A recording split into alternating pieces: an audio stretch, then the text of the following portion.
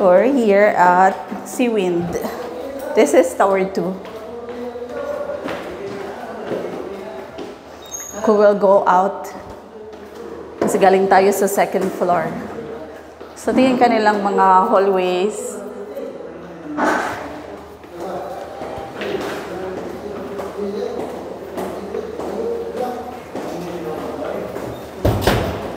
Sunod lang tayo. We'll check their public places. Let's go this way. Hi, sorry. Good afternoon. This is the 2 elevators.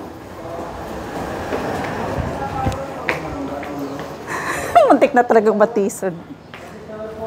Ayan. So, malapit lang siya. If you go out, yan, mga parking spaces. Tapos ito naman yung clubhouse. Clubhouse with swimming pool. Let's check their clubhouse. How deep po ang pool? Ay, how deep? Hindi. Ilang feet? 5 feet deep for swimming pool. Kilala mo? Nagkataong kilala niya. Kilala ko to, ma'am. Talaga? Sige, pangalan. Si Antoinette. Oh, talaga. Kilala ka niya, Net.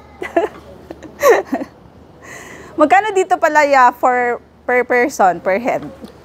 Atong guest lang, ma'am. Magbayad at tanaw 80 per head. 80 per head. So regardless, bata ba or adult? Atong kids, mag-edad o 4 years old hangtod 13 is wala sa mga 50 ang mabayaran. 50. Pag adult, 80. Ako. So open ang swimming pool, what time? 8 a.m. to 9 p.m. 8 a.m. to 9 p.m. Monday to Sunday open, walang pool closure Monday for... lang po yung close po. So Mondays are closed for maintenance. Okay.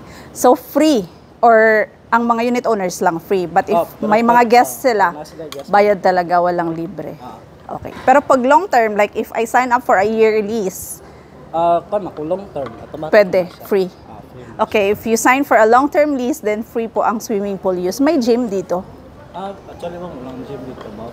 No gym here, so swimming pool lang.